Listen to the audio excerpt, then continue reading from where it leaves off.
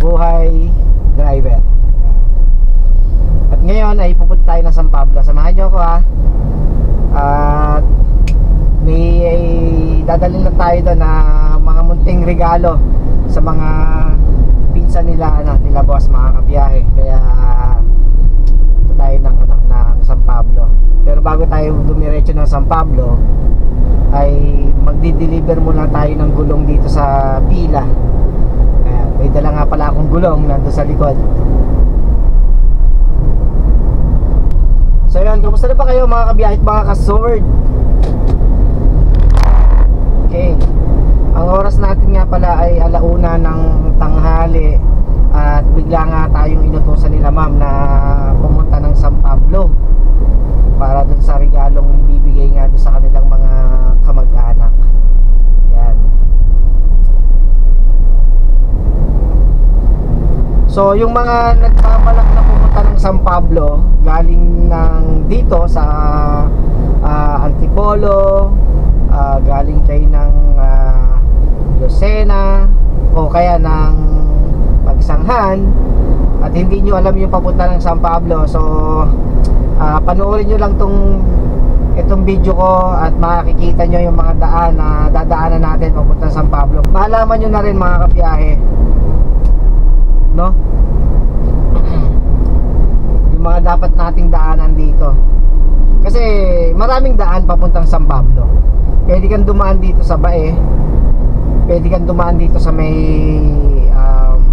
Masapang, pwede kang dumaan doon sa may Alaminos. Yan.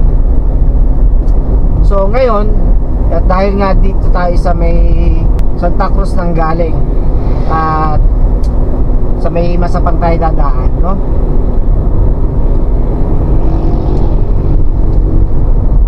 Medyo makulimlim pa rin yung panahon ngayon.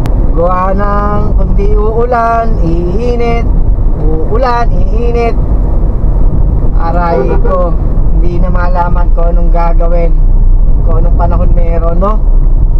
So hindi naman tayo nagmamadali, pero kailangan nating makabalik ng bago mag 3. Gawa ng, syempre kakaunti pa tayo sa campus, kaya kailangan nating makabalik ng bago mag 3. Ano lang naman, isang bundle lang naman ng gulong yung aking i-deliver dito sa may pila. Wag lang sana tayong abutin ng matinding traffic, kasi dito sa paghapon dito sa Sambat ay talagang laging tuko ng traffic dyan. Tulad kahapon, sobrang traffic dyan. Dirin nyo yung dito sa Bagong Bayan, ang traffic ay lampas ng LSPU. Talagang walang galawan. Tapos dito naman sa highway ay napakahaba rin naman. Basta umano na ng mga dyan, mga 3:00, 4:00. Yan, ay talagang napaka-traffic na. Sa Sabado nga pala dapat, 'di ba, sabi ko nga nung nakaraan sa vlog ko na pupunta nga pala tayo ng Nasugbo sa Bukana kila Idol Japper Sniper. So baka hindi tayo matuloy kasi gawa nga po ng Siloan ay nagkaroon ng konting problema at muntik ng abutin ng overheat. Gawa ng nabutas yung hose ng radiator at naubusan ng, hindi naman talaga totally siya naubusan ng tubig. Ano lang naman yung tinakbo ko, palengke lang naman yung tinakbo ko, kaya lang ay talagang sumirit yung tubig, kaya nabawasan siya. Ay buti nakita ko kaagad na tumataas yung yung temperature gauge. So yun, agad-agad ay pinapunta ko kaagad si paring Christian. Yun nga, yung lagi ko namang ibinablog na mekaniko. Ay kaya lang Sunday walang makuhang pyesa, walang maanong pyesa. Tapos kahapon nga, hindi naayos na nga kahapon mga kabiyahe. So under observation pa, kasi gawa nga po ng hindi namin alam kung nagkaroon ng tama yung cylinder head, pero hindi naman siya nag-uusok or hindi naman bumubula yung tubig niya. Kagabi nung tinesting ko kagabi, pinainit ko siya ng halos 1 oras na naka-start yung makina. Tapos habang iikot yung pan ay lulubog yung tubig. Tsaka ako sinasalina ng tubig, mga kabiyahe. Tapos hanggang sa hindi na lumulubog, kaya nasabi ko na wala na singaw, wala na siyang hangin sa radiator niya at sa makina, mga kabiyahe, no? Pero under observation pa rin naman. Kaya yun yung dahilan kung bakit hindi muna tayo siguro makakapunta sa Nasugbo para nga maki-celebrate dun nga sa Christmas party ng Soward family. Kasi bali yun nga, dahil nga sa tayo ay isa sa mga kasama sa Soward community dito sa Laguna, at tayo ay Laguna chapter. Yan, kaya kasama tayo sa mga naimbitahan. Sayang at hindi tayo makaka-attend. Pero sana naman sa mga susunod na pagkakataon ay pag okay na si Loan, talagang kondisyon na si Loan, ay pupunta tayo sa Nasugbo. Ayan, nandito na tayo sa Gatid. Ayun, kalalampas nga lang natin sa Sunstar tsaka sa Metro Central, mga kabiyahe, no? Didiretso muna tayo dito sa pila. Mayroon lang tayong i-deliver na gulong. Buti na itawag ka agad ni ma'am, at habang tayo nandun nga sa tindahan sa pagsawitan, ay tawag agad ni ma'am na meron palang umorder ng gulong dito sa pila. Ay on the way naman sa akin dahil papunta naman ako ng San Pablo. Kaya okay lang na sabay na natin yung gulong. Sayang din naman, wala nga dito din naman yung way natin. Ayan, napakaganda talaga pagka dito ako dumadaan lagi, no? Naaalala ko nung araw doon sa highway ng Patimbao papuntang Bubukal, ganyan, napakaganda na yung mga puno ay talagang naglalakihan. Tapos yung highway ay nasisilungan, mga kabiyahe, no? Samantala ngayon ay napakainit ng highway ng Patimbao hanggang Bubukal. Gawa nga po ng tanggal na nga po yung mga malalaking puno na nagbibigay lilim sa mga motorista. I-update ko sa inyo yung mga lansangan dito, mga kabiyahe, para naman nang sa ganun ay makita nyo yung lugar namin dito sa Laguna, at kung yung mga daan papuntang Pila, papunta ng Victoria, papunta ng Calauan, San Pablo. Yan, samahan nyo ako, mga kabiyahe.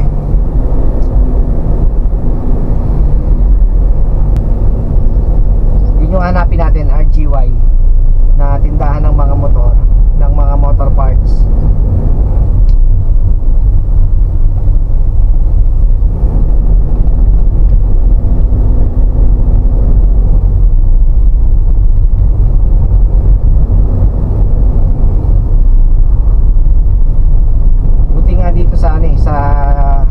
Sa Laguna ay malawak pa yung mga taniman ng palay.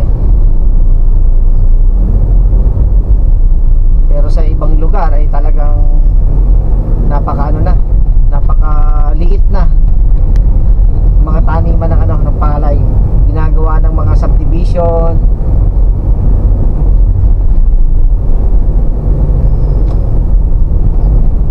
So babaybayin lang natin kasi makalampas lang daw ng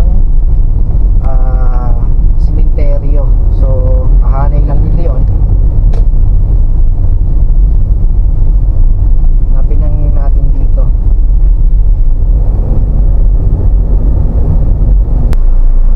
Ayun ang RGY. Nakita ko na, nasa kabila ang RGY, mga kabiyahe. RGY. Okay.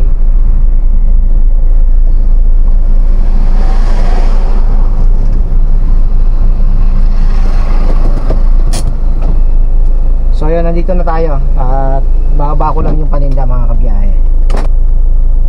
Right. So diretso na tayo ng ano, naibaba ko na yung ano, yung mga gulong. Diretso na tayo ng San Pablo. Dito na lang ulit tayo dadaan sa highway. Buwan. Matatraffic pa tayo dito sa ano, sa loob ng pila. Tingnan nyo, kanina ay makulimlim pero hindi naman umuulan. Pero ngayon, ito na naman, maambon na naman. Kaya yung mga kasamahan ko ngayon doon sa ano, sa Motor World ay yun nga, may mga ubo, may mga sipon, ganon. Talagang hindi mo may iwasan, talagang hindi ka magkakasakit kasi nga gawa nga ng iba yung panahon ngayon eh. Ayoko, tulad nga nung nakaraang linggo na medyo ano, medyo inubo na rin ako. Pero ganun pa man ay inagapan ko kaagad ng oregano. Pero ano naman, nagmamas naman ako pagka yung pumapasok ako sa trabaho, nakamas ako.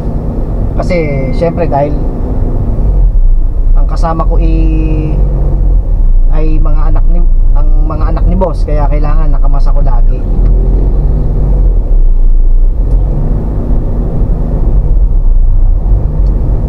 Ayan, gantong-ganto yung highway nung araw dun sa Santa Cruz, sa Bubukal, tsaka Patimbaw. Yung ganyan, talaga napakalilim talaga. Tingnan nyo, ang gandang pagmasdan, di ba? Na yung mga puno ay nakaano dito sa ano, sa highway.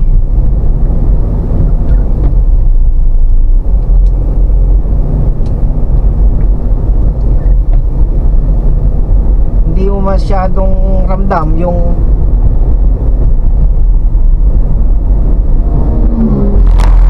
init. Hindi tulad nga pagka yung ano, yung doon sa Patimbaw tsaka sa Bubukal ay pag mainit sobrang init talaga.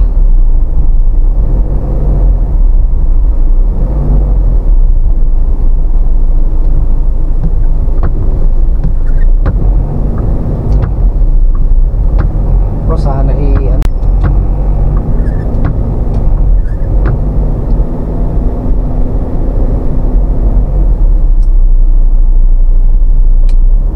excited na pa man din akong ano, makabalik ng ano, nung Batangas.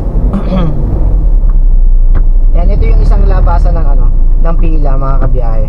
Kung doon kanina tayo dumiretso, dito tayo lalabas. Kaya lang traffic kasi doon sa may plaza. Sa may plaza ng pila, laging traffic doon. Kaya bumalik na lang ako kasi babalik din naman ako. Gawa nga nang napalampas ako doon sa dinideliveran nga ng ano, ng gulong. So at least medyo napabilis-bilis yung biyahe natin. Kaya lang muulan pa rin. Baka may idea nga pala kayo mga kabiyahe, kasi yun nga doon sa ano, sa Nissan Sentra ko doon kay Loan ay biglang tumaas yung ano, yung minor. Sobrang taas ng minor. Nung nakaraan kasi narinig ko ay may lagitik dun sa kanyang distributor. Tapos ginawa ko, binuksan ko yung distributor, nilinis ko yung may contact point, nilinis ko dahil may mga dumi-dumi, yung parang puti-puti. Nilinis ko, nung nalinis ko, sabi ko, bakit biglang tumaas, ang taas talaga ng ano, ng minor niya mga kabiyahe. Hanggang ngayon. Tapos yung sumabay pa nga yung ano, yung biglang tumaas din yung temperature ng ano, ng temperature gauge. Ano naman pala, butas pala yung hose papunta doon sa bypass ng radiator. Pero na naman, kahapon ay ginawa na nga ni Paring Christian. Kaya lang talagang sabi ni Paring Christian ay wag na muna daw itatakbo ng malayo dahil oobserbahan muna.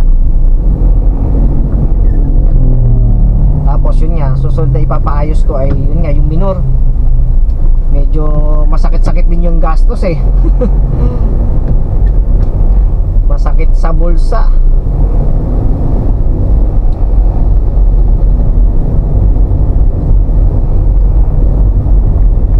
Sana naman magtuloy-tuloy ng maayos si si Loan.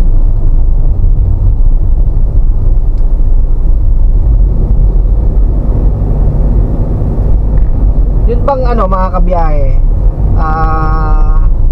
Mitsubishi Space Wagon, sa tingin nyo maganda bang plano ko kasi na na i-swap sana si Loan sa Mitsubishi Space Wagon kasi 'di ba si Loan ay halos 5 lang kaming kasya o hanggang 6, kaya lang sikip na yon. Kaya plano ko sana na medyo laki-lakihan ng konti. Kahit yun nga, yung Mitsubishi Space Wagon nga sana, para kahit na 8 ay kasya. Ang inaalala ko lang ay baka naman mahirap sa pyesa o kaya ay sirain. Tapos yun nga, yung aircon niya, may nakapagsabi sa akin na hindi daw ganun kalakasan yung aircon niya, lalong lalo na pagdating dun sa likod. Kasi medyo mahaba nga naman yung yung Space Wagon kung ikukumpara dun sa Nissan Sentra na napaka lamig ng aircon. Tapos 'di ba, hindi naman dual aircon ang Mitsubishi. Ang sa akin lang naman kasi mga kabiyahe ay yung yung magkasya kaming pamilya, yung kapatid ko, pamilya ko, para pagka kami pupunta sa kapatid ko sa sa Kabulusan ay kasyang-kasya kaming lahat. Kasi pag napunta kami doon, yung 2 anak ko hindi nakakasama kasi nga gawa ng hindi kakasya. Gusto ko sana pagka kami pumunta ng Kabulusan ay lahat kaming pamilya, para naman sa ganon ay may pasyal ko rin naman yung 2 bata.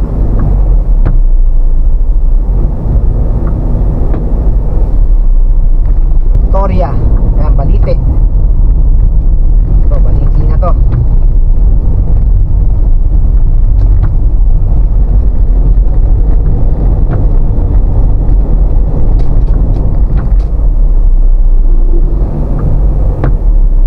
Ayan, sa kanan naman, yan yung papuntang Victoria.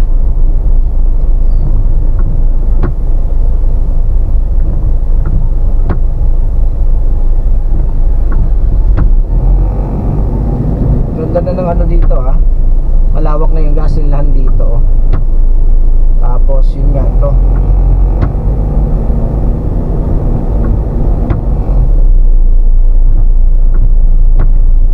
Ito naman Victoria mga kabiyahe, kilalang kilala naman to sa itik, sa itlog na maalat, itlog na pula, yan. Ito dito kayo makakatikim ng mga kinulog na itik. Tsaka iba't ibang luto ng ng itik mga kabiyahe, adobo, kaldereta, sinigang, yan. Dito ang sarap ng itik dito.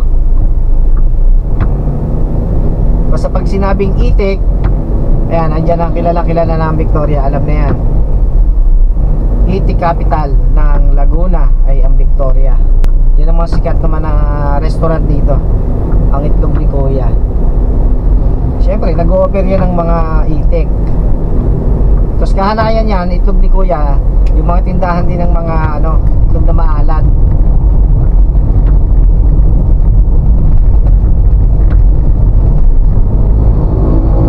Oh, diba, naka-ATV ka. Kaya ang hirap pag ngayon, mag-adventure. Diba nga yan, uulan, iinit, uulan, iinit.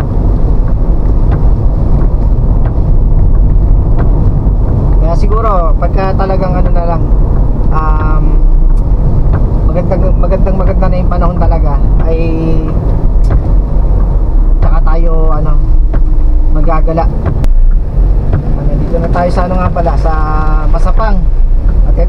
buhos ang ulan.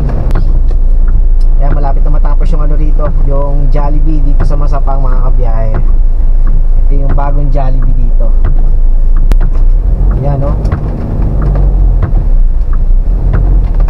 Parang ngayong ano eh, ngayong 25 yata yung ano yan, opening yan. Yung Jollibee rito sa Masapang. Ayan.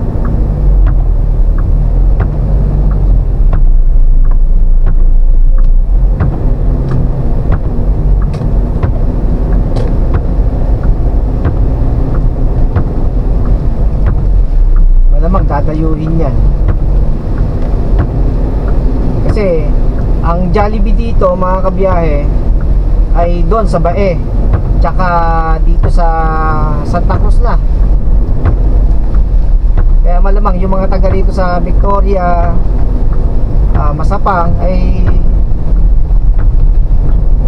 dadayuhin yan. Hindi kita rito yung bundok ng ano, ng Kalawan. Pagka kasi ano, maganda yung panahon, yung sa harapan na yan, napakataas ng bundok. Kitang-kita yung bundok dyan. Kung tayo dumiretso doon kanina, papuntang Bae, pwede din naman, may daan din naman doon. Kaya lang, mas malayo. Dito naman, ay medyo malapit. Bagal nga lang yung ano, daloy ng sasakyan. Napakarami palang ano dito, gotuhan.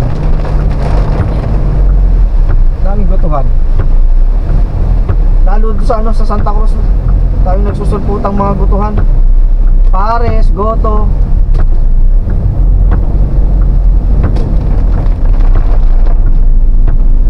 Parang inain nyo yung ano, yung parisan.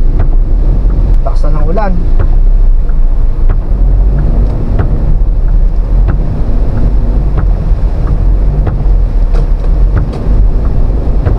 Sana pagdating na San Pablo hindi na ulan. Maghahanap kasi tayo, hanapin kasi natin yung Yamaha doon eh,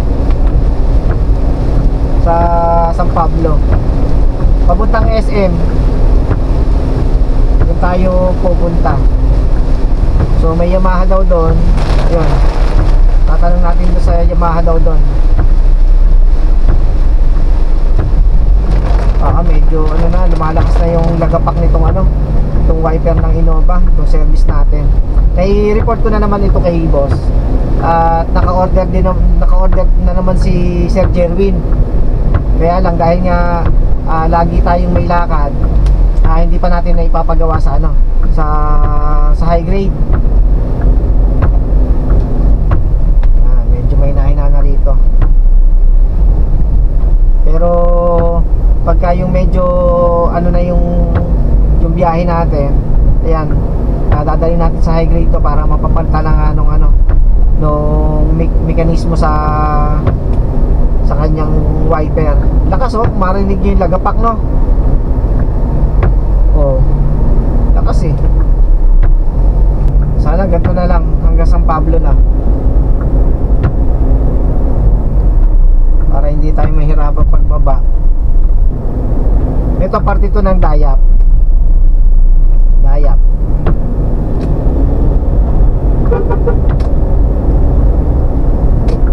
Tapos banda dyan, hindi ko alam kung anong barangay na tulong man, yung dito kay Rosemar. Ito sa bandang kaliwa, ayan, nandyan yung parisan ni Rosemar. Kaya lang ito ay sarado na ngayon dahil binibenta na ni Rosemar yung kanyang property dito. Ito lang alam ko ano ng ano to eh, kung ano ng barangay itong nakakasakop dito. Ano kayong barangay ito?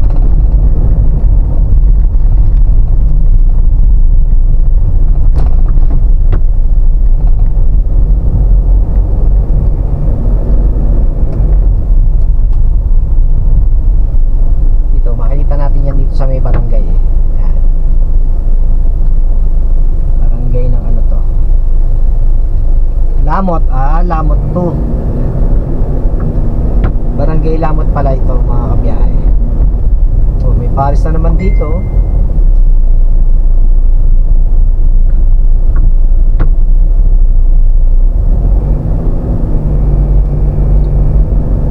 Napakarami talaga ng parisan. Kasi Kasi palibasa nga, 'di ba, ano, maraming kumakain sa mga parisan kasi nga mabilis, gawa nga ng luto na, may sabaw at napakamura, 'di ba? Kasi yung iba nag-o-offer sila ng unlimited rice, unlimited sabaw, 'di ba? Kaya siguro maraming nag-aano ng mga parisan. Nagpapasalamat ako sa lahat ng mga sumusuporta sa akin at naniniwala na kaya kong gawin. Kaya maraming salamat sa inyong lahat. Lalong-lalo na sa mga hindi nag-skip ng ads. Ayan, maraming salamat po sa inyo. Sa mga silent viewers, sa mga OFW na laging nandyan, sila Mami K, Daddy K, yan, si J Pinoy TV, lagi nakasuporta po sa atin yan. Kaya maraming salamat po sa inyo.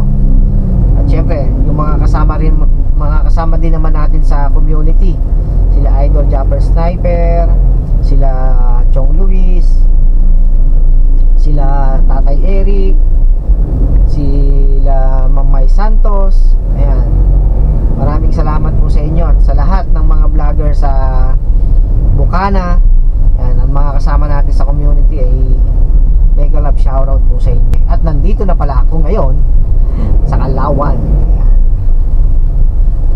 Nakita ko sa Facebook, maganda daw ang ng Kalawan ang plaza eh. Hindi ko lang alam kung talagang maganda talaga. Kasi talagang bonggang-bongga daw yung pailaw nila rito. Siyempre, tignan natin yan. Pakita ko sa inyo mga kabiyahe. Ito ang plaza ngayon ng Kalawan.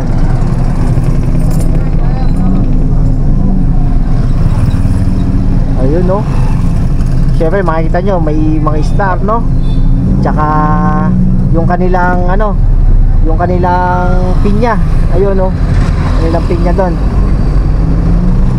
Yan, ito yung plaza ng plaza ng Kalawan. Ganda, ha? Ayos. Tapos yung mga tindahan ng pinya ay nandito mga kabiyahe. Dahil nga ang Kalawan ay pineapple capital ng Laguna na yan mga kabiyahe, no? Kaya dito ay talagang dagsa ang pinya rito sa Kalawan. So, diretso na ulit tayo mga kabiyahe. Ayan.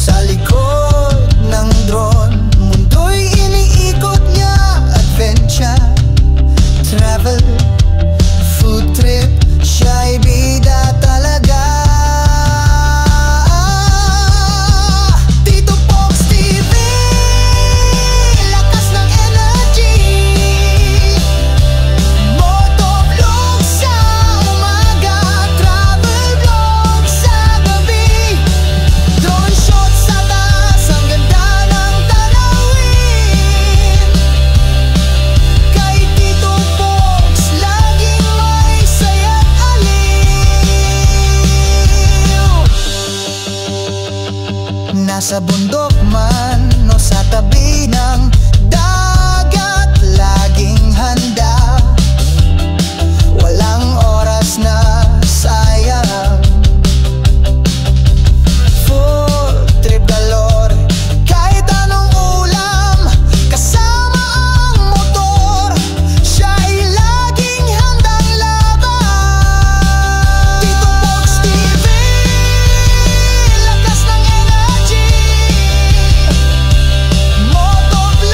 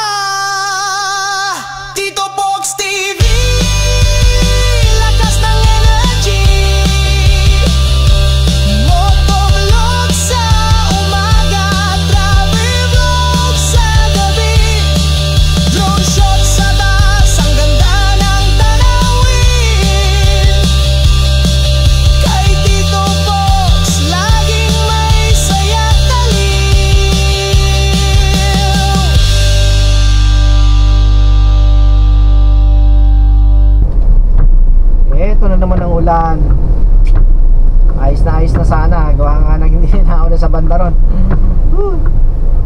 Uy, may McDo na pala dito. May McDo na pala dito ah. Palibasa, tagal-tagal na ako hindi nakakabalik dito sa San Pablo. Dito, papasyal tayo dito mga kabiyahe. Ipapasyal ko kayo dito sa Sampaloc Lake. Yan. Yan ang susunod na pupuntahan natin. Sampaloc Lake, ipapakita ko sa inyo.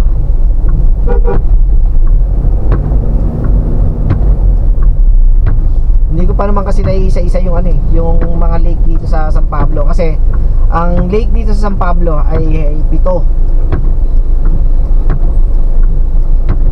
Iisa-isahin natin yon. Bali ang napuntahan natin ay Yambu Lake. Yan. May 6 pa tayong pupuntahan. Tapos ito nga itong Sampaloc Lake. Yan, pupuntahan natin yan. Nandito, kakaanan tayo dito. Ito yung way papuntang Alaminos, paluwas ng Maynila, tsaka papuntang SM. Yan.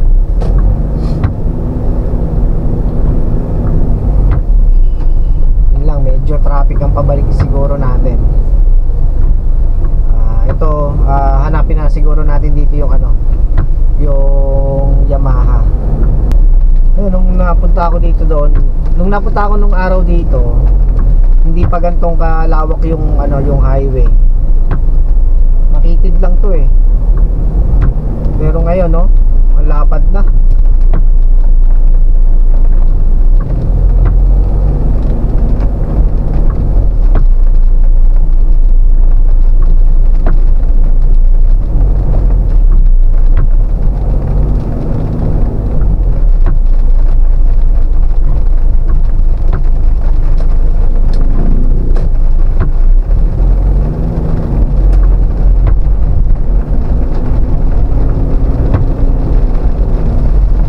Nako,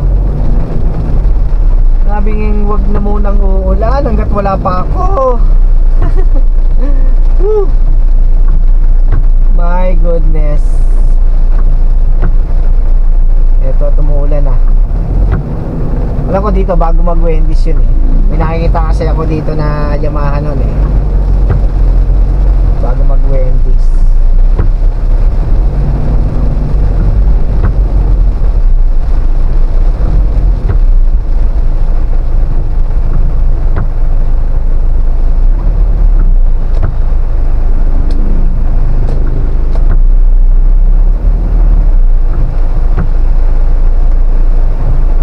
Ito na nga yan, itong Yamaha nga dito.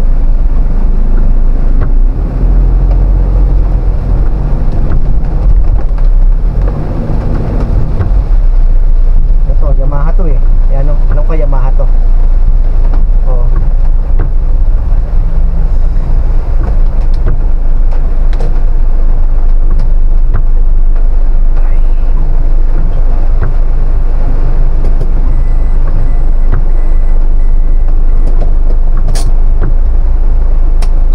Yun mga kabiyahe, bali itatanong ko lang muna dito.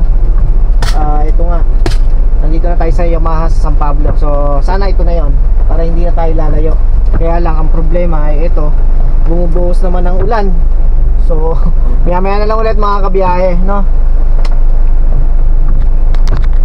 So yun mga kabiyahe, bali naibigay na natin yung yung regalo. So balik na tayo sa sa Santa Cruz mga kabiyahe. Grabe. Ang lakas ng ulan, buhos basang-basa ako ah. Ayan. Alright. So magbubukas na ako ng headlight at kung makikita nyo, talagang buhos na buhos ang ulan, no? Woo! So lahat ng natin ay ayos na. Pag-deliver tayo sa pila ng gulong. Tapos tindahan, nakapagdala na rin tayo ng pag-deliver kanina, hindi ko na naisama sa vlog. Tapos eto nga sa San Pablo ay nadala na natin. So balik na nga tayo. Alright, so dito ko na siguro tatapusin tong vlog ko. Gawa ng yun naman dinaanan natin kanina, yun din naman yung dadaanan ko ngayon, pabalik nga ng Santa Cruz. So sa lahat ng mga sumama sa biyahe ko ngayon ay maraming salamat po sa inyo, sa mga hindi nag-skip ng ads, sa mga OFW, sa mga silent viewers. Yan, maraming salamat po sa inyo. At sana ay patuloy nyo pa rin po akong suportahan. Lagi po tayo mag-iingat dahil ang panahon po ngayon ay tulad nga po nito, naulan, iinit, uulan, iinit. Kaya lagi po sana tayo mag-iingat mga kabiyahe. So hanggang sa muli, see you on my next vlog.